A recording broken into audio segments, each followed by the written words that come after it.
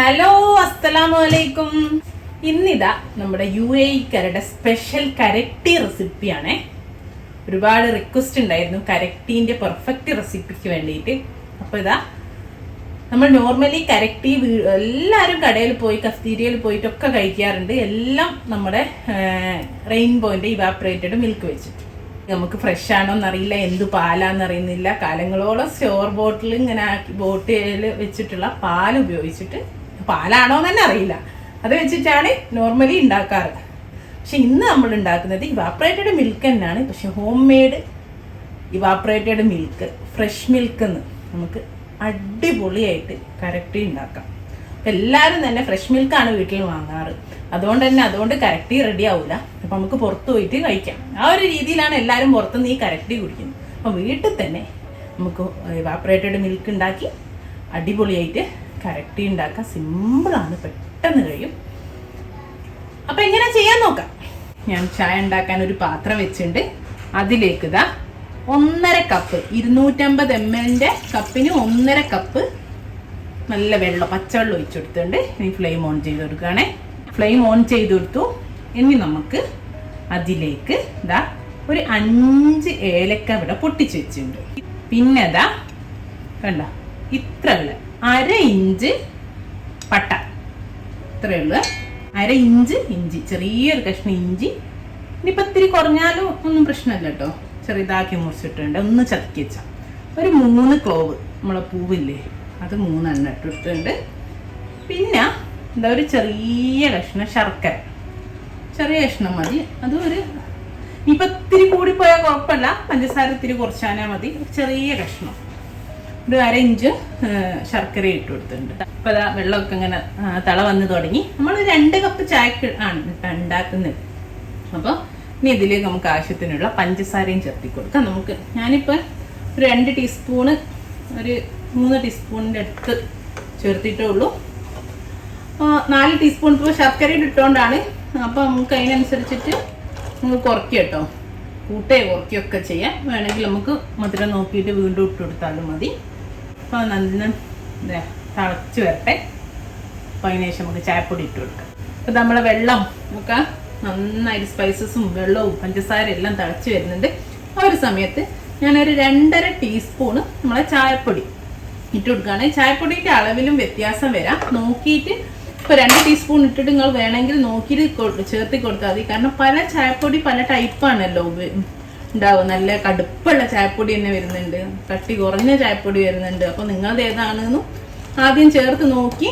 പിന്നെ ഈ വലിയ തരി ചായപ്പൊടി ആയതുകൊണ്ട് തന്നെ കുറച്ച് ടൈം 2-3-4 മിനിറ്റ് ഒന്ന് വേവിക്കണം, എന്നാലേ ഇത് കംപ്ലീറ്റ് ഇറങ്ങുള്ളൂ.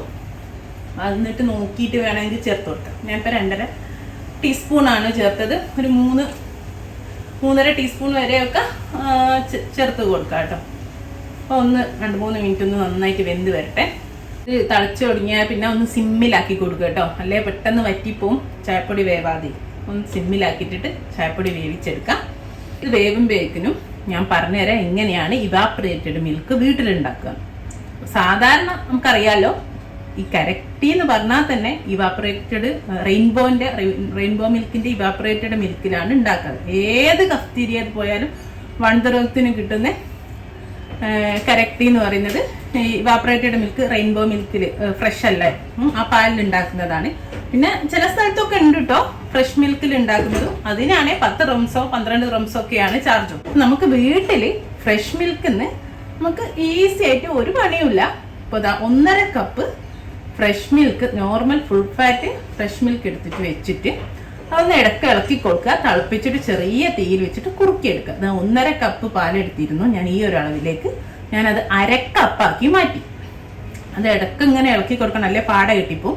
എന്നിട്ട് എൻ്റെ ഇതിലുള്ള വെള്ളം മൊത്തം വറ്റിയിട്ട് നല്ലൊരു യെല്ലോയിഷ് കളർ വരും. ഒരു മധുരവും വരും പാലിന്. വെള്ളമൊക്കെ വറ്റിയിട്ട് നമ്മൾ വായിൽ വെച്ചാൽ ശരിക്കും ഇവാപറേറ്റഡ് മിൽക്കിൻ്റെ അതേ ടേസ്റ്റ് വരും. ഒരു മധുരമൊക്കെ ഉള്ള നല്ലൊരു ഇതാ കണ്ടോ, 3-1 കുറുകി കുറച്ച് കട്ടിയുള്ള ഇതാണ് നമ്മൾ ഉപയോഗിക്കുന്നത്.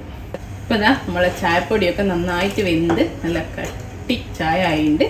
ഇനി നമുക്ക് നമ്മളെ ഇവാപറേറ്റഡ് മിൽക്ക് 1.5 കപ്പ് പാലിൽ നിന്ന് ഉണ്ടാക്കിയ 1/2 കപ്പ് ഇവാപറേറ്റഡ് മിൽക്ക് ഒഴിച്ചു കൊടുക്കാം. പാട കെട്ടിപ്പോകുന്നതുകൊണ്ട് തന്നെ നിങ്ങൾ ഉണ്ടാക്കുകയാണെങ്കിൽ പെട്ടെന്നൊന്ന് ഇളക്കി കൊടുക്കണേ. നമ്മൾ തീ ഓഫ് ചെയ്ത് കഴിഞ്ഞാലും ഇങ്ങനെ കിട്ടും. അപ്പോൾ ഇടയ്ക്ക് ഇങ്ങനെ ഇളക്കി കൊടുക്കണം. ഇനി ഇത്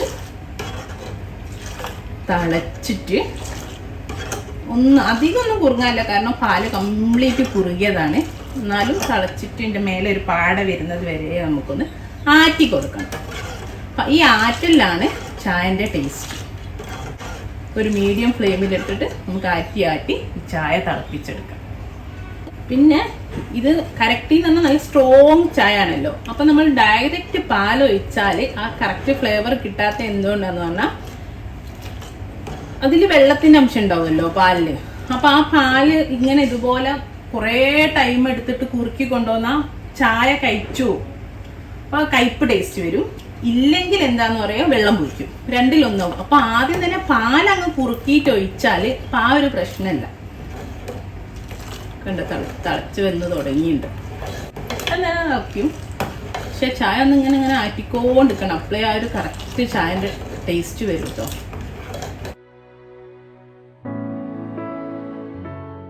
ഉണ്ടോ, ചായ നന്നായിട്ട് തിളച്ചു തുടങ്ങിയിട്ടുണ്ട്. തിളച്ചാലും കുഴപ്പമില്ല, ആറ്റിക്കൊണ്ടിരിക്കുക. അപ്പോൾ തിളച്ചിട്ട് ഇതിൻ്റെ മേലൊരു പാട പോലെ വരും. ആ സമയത്ത് നമുക്ക് ഓഫ് ചെയ്യാം. ഇതാണ് നമ്മൾ ഒറിജിനൽ കരക് ടീ എന്ന് പറയുന്നത്. അപ്പോൾ ചിലർ ഇതിൽ ക്ലോവ്സ് ഉപയോഗിക്കൂല. പല വേർഷൻസും പലരും പല ഷോപ്പിലും ചെയ്യാറുണ്ട്. പിന്നെ അതേപോലെ തന്നെ ഫ്ലേവറിന് വേണ്ടിയിട്ട് ചിലർ നമ്മളെ പാർലേജി ബിസ്ക്കറ്റോ മേരിഗോൾഡ് ബിസ്ക്കറ്റിൻ്റെ ഒക്കെ ഇതിലേക്കാണ് പാർലേജിൻ്റെ ഒരു ബിസ്ക്കറ്റ് അല്ലെങ്കിൽ ഒരു കഷ്ണം മേരിഗോൾഡിൻ്റെ ബിസ്ക്കറ്റൊക്കെ ചേർക്കും. അതൊക്കെ നമ്മൾ ഒരു ഷോപ്പ് പോയാലുള്ള ടേസ്റ്റ് ആയിക്കൂല, അല്ല വേറെ ഷോപ്പ് പോയാൽ കരക് ടീക്ക് വ്യത്യാസം ഉണ്ടാവില്ല. അത് ഇങ്ങനെ വരുന്നതാണ്. ഇതിലുള്ള സ്പൈസസ് ചേർക്കേണ്ട വ്യത്യാസമോ അല്ലെങ്കിൽ ചിലർ ബിസ്ക്കറ്റ് ചേർക്കും, അങ്ങനെയൊക്കെ വരുന്നതാണ്. ഇതാണ് ബേസിക് ഒറിജിനൽ കരക് ടീൻ്റെ റെസിപ്പി എന്ന് പറഞ്ഞാൽ കേട്ടോ. ഇതിൽ തന്നെ നിങ്ങൾക്ക് ക്ലോവ്സ് വേണേൽ ഒഴിവാക്കാം, അങ്ങനെയൊക്കെ ചെയ്യാം. അപ്പോൾ അതൊക്കെ ഓരോരുത്തരുടെ ഇഷ്ടം. ഞാനിപ്പം ബിസ്ക്കറ്റ് ചേർക്കുന്നില്ല, എനിക്ക് പൊതുവേ ബിസ്ക്കറ്റ് ചേർത്ത കരക് ടീ ഇഷ്ടമല്ല. അപ്പം നമ്മുടെ കരക് ടീ ഇവിടെ റെഡിയാണ്. ഞാൻ ഫ്ലെയിം ഓഫ് ചെയ്യാണ്. കണ്ടില്ലേ, ഇതുപോലെ കണ്ടോ, ഒരു പാട പോലെ വന്ന് തിളച്ചിട്ട് കണ്ടു നല്ലൊരു കളറും വന്നിട്ടുണ്ട്. അപ്പൊ ഞാൻ തീ ഓഫ് ചെയ്തു. ഇനി നമുക്ക് ഒരു സ്ട്രെയിനറിലൂടെ ഒരു കപ്പിലേക്ക് ഒഴിക്കാം. തീ ഓഫ് ചെയ്താലും ഒന്നൊന്ന് ഇങ്ങനെ ആറ്റി കൊടുക്കുന്നത് നന്നാവും കേട്ടോ, അല്ലെങ്കിൽ ആ പാട അങ്ങനെ കെട്ടിക്കിടക്കും. അതങ്ങ് മാറ്റിയിട്ട് ഇനി നമുക്ക് സ്ട്രെയിനറിലൂടെ ഒഴിക്കാം. അപ്പോൾ ഇതാ ഒരു അരിപ്പയിലോട് ഒരു കപ്പിലേക്ക് ഒഴിച്ച് മാറ്റിയിട്ട് ഇനി നമുക്ക് ഗ്ലാസ്സിലേക്ക് ഒഴിച്ചു. ഇതുപോലത്തെ 2 ഗ്ലാസ്സിലേക്കുള്ള കേട്ടോ ഞാൻ പറഞ്ഞത്. അപ്പം നമ്മുടെ കരക് ടീ ഇവിടെ റെഡിയാണ്. നല്ല അടിപൊളി ടേസ്റ്റിലുള്ള കരക് ടീ. നിങ്ങൾക്ക് മധുരം കൂട്ടിയിട്ടും കുറച്ചിട്ടും ഒക്കെ ട്രൈ ചെയ്ത് നോക്കാം. ഒരിക്കലും ഫെയിൽ ആവില്ല. ട്രൈ ചെയ്ത് നോക്കൂ. നല്ല ഹെൽത്തി കരക് ടീ വീട്ടിലുണ്ടാക്കി കുടിക്കാം. ഇൻഷാ അല്ലാഹ് നല്ലൊരു വീഡിയോ ആയിട്ട് നമുക്ക് വീണ്ടും കാണാം. Thank you.